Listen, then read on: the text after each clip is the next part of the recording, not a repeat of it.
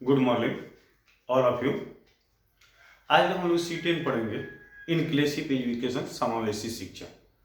उसमें एक important question है अनुशासनहीनता।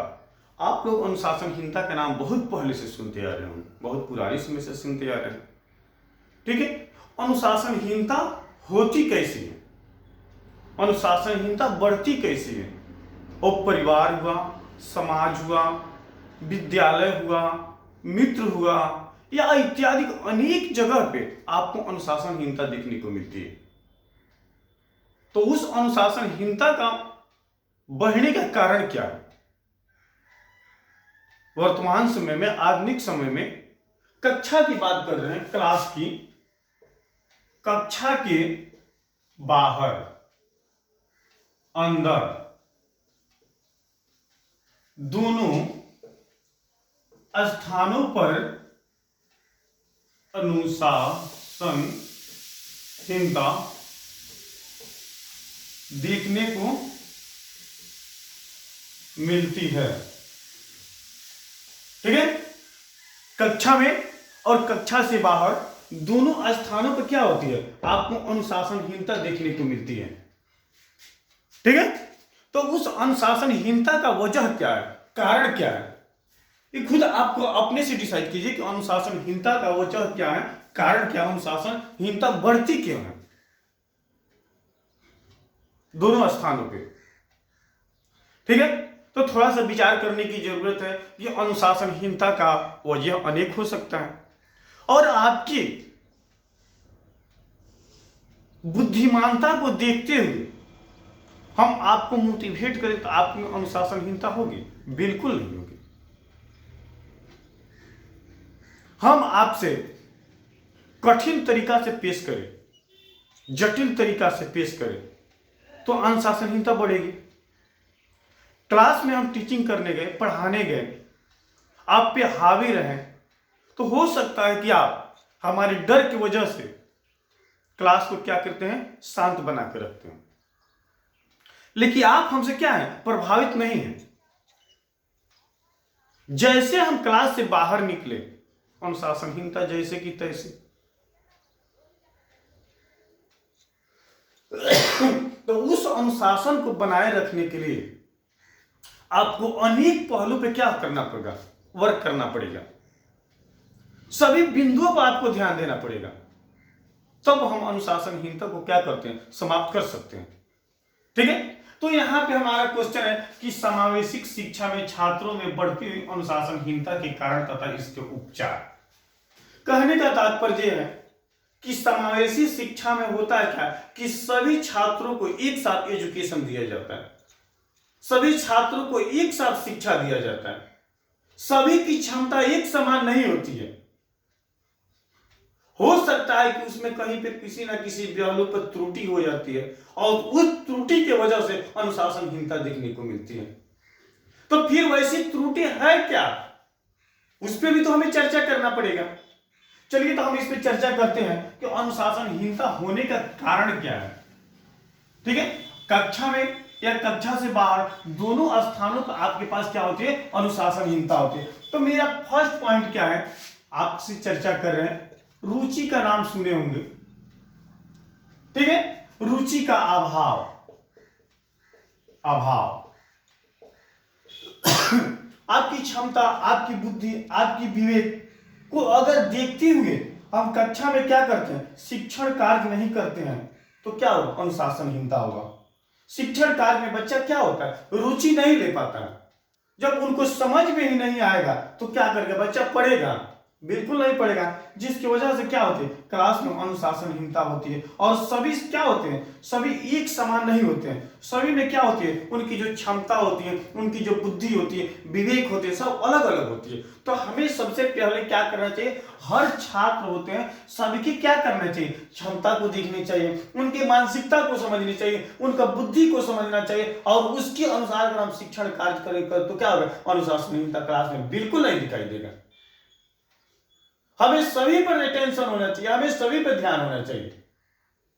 चलिए नेक्स्ट पॉइंट की तरफ हम थोड़ा सा रुक करते हैं, मोड़ करते हैं, देखते हैं कि सेकंड पॉइंट में क्या, कक्षा में अत्यधिक नियंत्रण। कक्षा में अत्यधिक, कक्षा में क्या है, अत्यधिक नियंत्रण।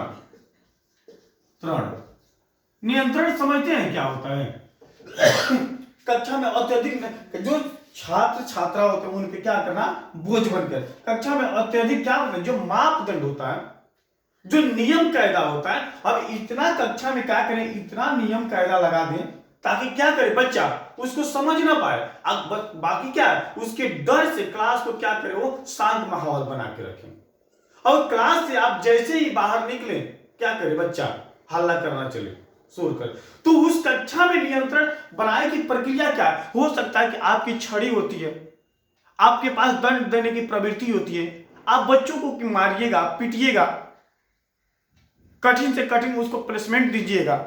इसकी वजह से बच्चा क्या करता है, अत्यधिक नियंत्रण में रहता है और कक्षा को क्या करते हैं, वो अपने काबू में टीचर नहीं कर सकते हैं और बच्चा उनके डर से क्या होता है, क्लास को शांत रखता है। चलिए थर्ड पॉइंट की तरफ हम लोग देखते हैं। तीसरा पॉइंट हमारा क्या कर रहा है, तीसरा पॉइंट कर रहा है बुरी आदतों का पढ़ना। बुरी आदतों को पढ़ना, ठीक है। बुरी आदतों को पढ़ना क्या होता है, जो गलत हैबिट होती है, ठीक है, बैड हैबिट, ठीक है। अब बच्चा परिवार में जो चीज देखता है और उस चीज को वो कक्षा में जाता है और उसको करने लगता है, जिसकी वजह से कक्षा का जो क्या होता है, नियंत्रण गड़बड़ा जाता है। समाज में, मित्र में कुछ गलत आचरण का अनुकरण करना और अपने एक दूसरे के साथ क्या करना, उसको शेयर करना, जिसकी वजह से क्या होता है, कक्षा में नियंत्रण की अभाव होती है और बालक क्या करता है, उस प्रवृत्ति को छोड़ने में असमर्थता होती है। लेकिन उससे हम क्या करें, हमेशा पॉजिटिव थिंकिंग, सकारात्मक थिंकिंग के प्रति उसको क्या करें, हम मोटिवेट करें। तब बच्चा क्या करता है, उस सारी प्रवृत्ति को छोड़कर कुछ अच्छा करने के लिए क्या होगा, प्रेरित होगा। थर्ड पॉइंट अब देखते हैं,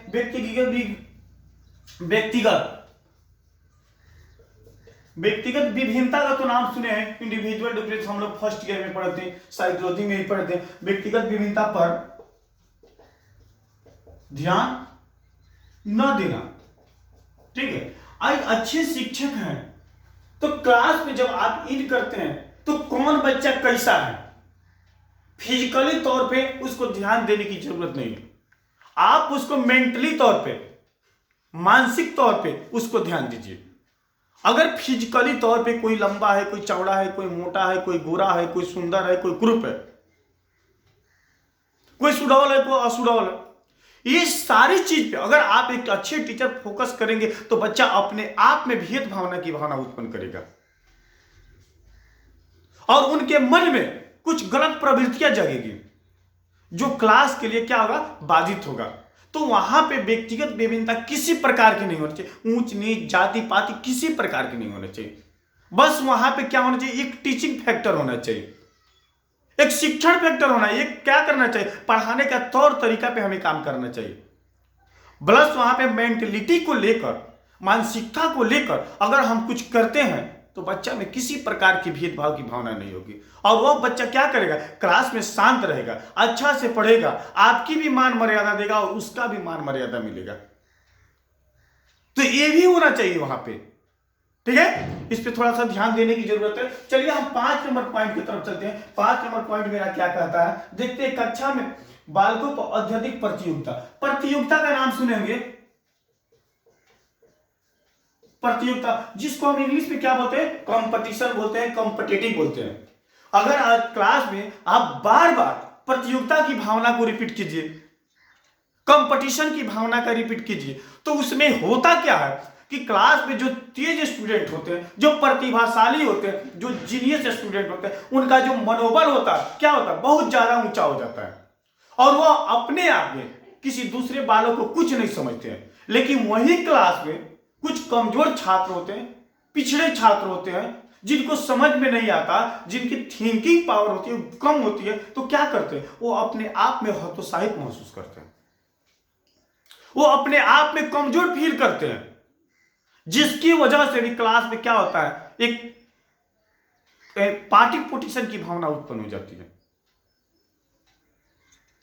ठीक है। तो तो ये भी हमें क्या करना चाहिए, देखकर उसके प्रवृत्ति के अनुसार हमें कॉम्पिटिटिव की भावना लगाना चाहिए। तब क्या होगा, इस सारी अनुशासनहीनता का वजह नहीं। चलिए हम 6 नंबर पॉइंट पे चलते हैं। 6 पॉइंट आपका क्या आता है? 6 पॉइंट कहता है कि शिक्षण के लिए सुविधा की कमी। सुविधा की कमी, शिक्षण कार्य होता है। अब देखिए शिक्षण कार्य में सुविधा की कमी। अब शिक्षण में देखिए शिक्षण के लिए आपको क्या होगा, अनेक पहलू पे क्या करना पड़ेगा, ध्यान देना पड़ेगा। अब जैसे मानते हैं कि शिक्षण कार्य के लिए सुविधा की कमी, ठीक है, शुद्ध वातावरण, प्रकाश, पंखे, फर्नीचर इत्यादि सबकी जरूरत है। अब सुविधा जैसे मानते हैं कि आप विद्यालय में जा रहे हैं, वहां पे पंखा की जरूरत है, अच्छा वातावरण की जरूरत है, पानी की जरूरत है, साफ सफाई की जरूरत है। ये सारी चीज पे हमें क्या करना पड़ेगा, फोकस करना पड़ेगा, सारी चीज को ध्यान देना होगा। अगर ये सारी चीज आपके पास उपलब्ध होगा तो आप क्या कर सकते हैं, कुछ अच्छा मोटिवेट कर सकते हैं, कुछ अच्छा पर। यहां तक कि कहने का मतलब है कि स्वस्थ मस्तिष्क में स्वस्थ ज्ञान की प्राप्ति होती है। जब आप खुद स्वस्थ रहिएगा, स्वस्थ शरीर रहेगा, तो स्वस्थ ज्ञान का भी अनुभव होगा। इसके लिए हमें क्या होना चाहिए, हमें सुविधा की जरूरत होना चाहिए, वातावरण अच्छा होना चाहिए और अच्छा टीचर होना चाहिए, अच्छा वहां का विधि व्यवस्था होना चाहिए। ये सारी चीज जरूरी है, सारी चीज अनिवार्य है। चलिए हम नेक्स्ट पॉइंट की तरफ, आगे की तरफ हम चलते हैं, ठीक है। अच्छे शिक्षकों की कमी।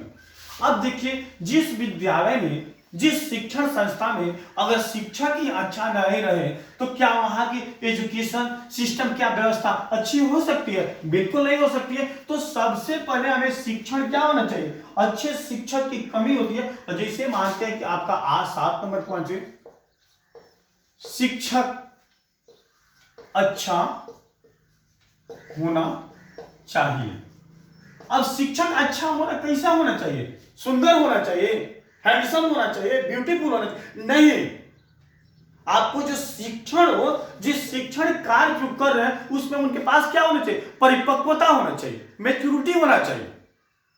उनके जो कंटेंट है, जो उनके विषय वस्तु है, उन पे क्या होना चाहिए, उनको अक्सर पकड़ होनी चाहिए। अगर जब तक उनको पकड़ नहीं होगा उस विषय वस्तु पर, उस कंटेंट पे, तो आपको क्या समझा सकते हैं, क्या बता सकते हैं, क्या पढ़ा सकते हैं? कुछ नहीं पढ़ाएंगे, कुछ नहीं बताएंगे।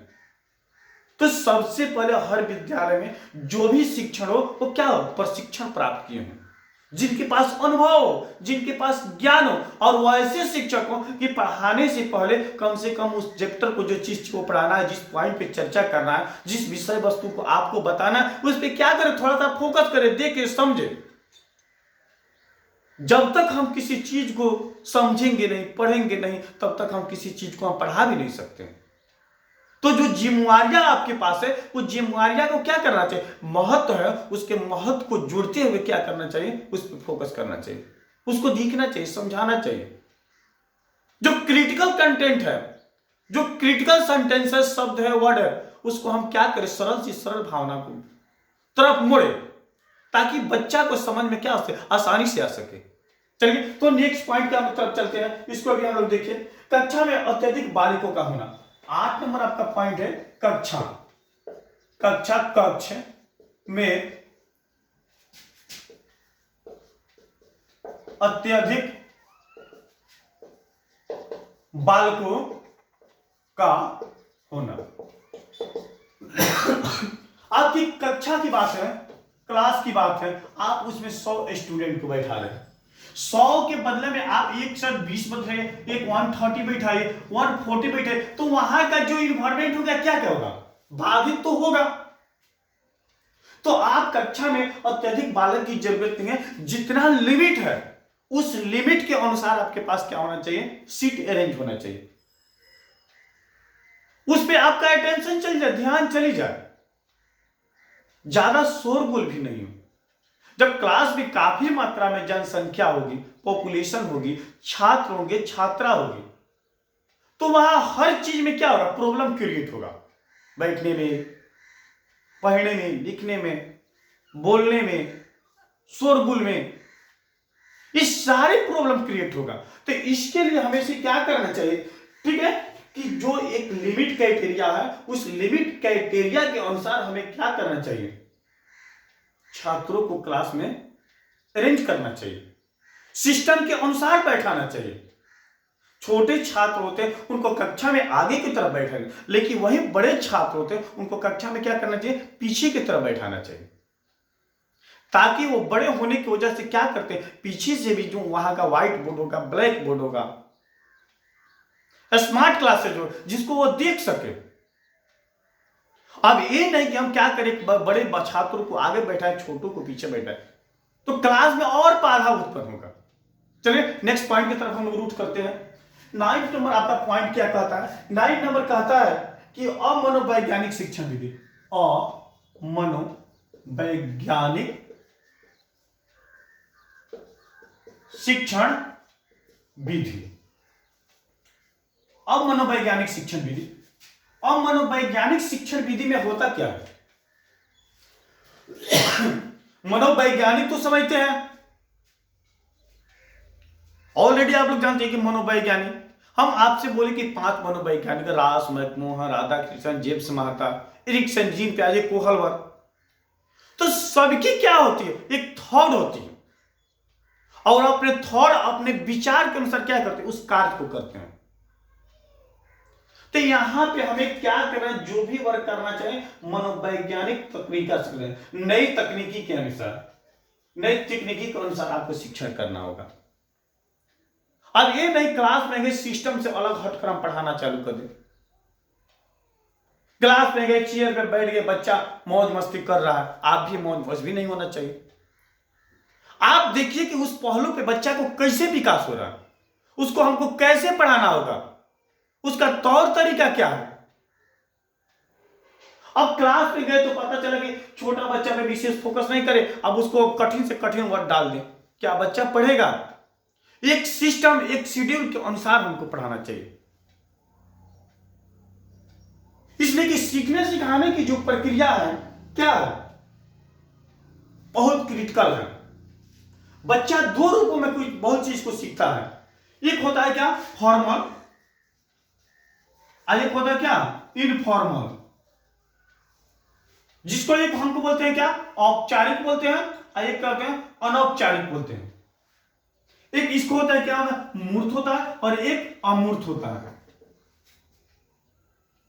ठीक है, अवांछनीय पाठ्यक्रम का होना, यहां पे आप इतना पॉइंट को देखें, मूर्त हुआ, अमूर्त हो गया, फॉर्मल हुआ, इनफॉर्मल हुआ, ठीक है, प्रत्यक्ष हुआ, अप्रत्यक्ष हुआ। तो बच्चा क्या करता है कि बहुत सी एक्टिविटी ऐसी होती है जिसको क्या करता है, वह देख कर करता है, लेकिन बहुत से ऐसी एक्टिविटी होती है जो बच्चा क्या करता है, बिना देखे हुए करता है। उसके लिए कोई समय सारणी क्या होती है, निश्चित नहीं होती है। आप रोड पे चलते फिरते हैं, घूमते फिरते हैं, उसमें क्या होता है, उस चलते और घूमते फिरते में अनेक चीज ऐसे देखते हैं ताकि आसानी से उसको अनुकरण कर लेते हैं, और सुनी हुई जो वाणी होती है वो आसानी से हमें समझ में आ जाती है। लेकिन हम पढ़ते हैं, मेहनत करते हैं, वो क्या होता है, मान लीजिए क्रिटिकल, कठिन होता है। कुछ निश्चित समय पर सीखते हैं और कुछ अनिश्चित समय पर सीखते हैं। इसके साथ साथ आपका एक पॉइंट है अवांछनीय, आपका 10 नंबर पॉइंट की बात है, अवांछनीय पाठ्यक्रम। आप बच्चों को ऐसे संकट सब्जेक्ट के विषय मोटिवेट नहीं करना चाहिए जिससे उसको कुछ मिलने वाला नहीं है। जो बेकार के सब्जेक्ट होते हैं, जिनका कोई मतलब ही नहीं होता, उस सब्जेक्ट को पढ़ाने से और पढ़ने से कोई बेनिफिट नहीं है। तो सबसे पहले उसका चुनाव कौन कर सकते हैं, एक अच्छे शिक्षक, एक अच्छे टीचर कर सकते हैं। इसलिए कि क्या होता है, उसको अनुभव होता है सब्जेक्ट के विषय में, बच्चा क्या जानता है। हम जिस क्लास में पढ़ते हैं वो हमारे लिए क्या होता है, क्रिटिकल होता है, कठिन होता है, लेकिन जैसे हम उस क्लास से हम अगले क्लास में चले जाते हैं वो हमारे लिए क्या होता है, सरल हो जाता है, आसान हो जाता है। ये मेरा विचार नहीं है, ये बड़े बड़े साइंटिस्ट, मनोवैज्ञानिक, दार्शनिक का विचार है। काम समाप्त होने के बाद वो क्या होता है, वर्क आसान हो जाता है, लेकिन जब तक हम उस वर्क को करते हैं वो हमारे लिए क्रिटिकल होता है, जटिल होता है। ठीक है। तो हम लोग आज क्या पढ़े, अनुशासनहीनता क्या है और अनुशासनहीनता को समाप्त करने के लिए हमें क्या करना पड़ेगा। तो यहां पे जैसे देखें, अनुशासनहीनता का होने का कारण रुचि का अभाव, तो उसका उपचार क्या होगा, उनके रुचि के अनुसार कार्य करना, कक्षा में अधिक बोझ न बनना, विधि व्यवस्था में सुधार, अवांछनीय पाठ्यक्रम न होना, मनोवैज्ञानिक तकनीकी के अनुसार शिक्षण कार्य, ये सब क्या है, उसका उपचार है। तो चलिए आज हम लोग को क्लास पे यहीं पर रहने दिया जाए, फिर नेक्स्ट क्लास में हम लोग कुछ देखेंगे। मैं MD Ashraf Gaddi, Chanakya college of education Bettiah. हम लोग सेकेंड ईयर का सिलेबस को देखते हुए पढ़े हैं C10 इंक्लूसिव एजुकेशन, समावेशी शिक्षा। आप यूट्यूब पे जाइए और यूट्यूब पे सर्च कीजिए अशरफ चाणक्य बेतिया, और प्रतिदिन आपके लिए एक एक वीडियो डाला जा रहा है। उस वीडियो को देखिए, समझिए। अगर उसमें कुछ नहीं समझ में आ रहा है तो आप कमेंट कीजिए, फोन भी कर सकते हैं। असाइनमेंट के लिए भी आपको फेसबुक पे आपके ग्रुप में क्वेश्चन डाला जा रहा है, उस आधार पे अपने थॉट के अनुसार उस क्वेश्चन को चेंजिंग कीजिए, कुछ अपना विचार जोड़िए और एग्जाम के व्यू से तैयार कीजिए। केवल पास होना क्या है, आसान बात है, लेकिन मंजिल प्राप्त करना क्या बहुत क्रिटिकल है, कठिन है। तो चलिए इसी के साथ आप सभी को बहुत बहुत धन्यवाद। थैंक्स।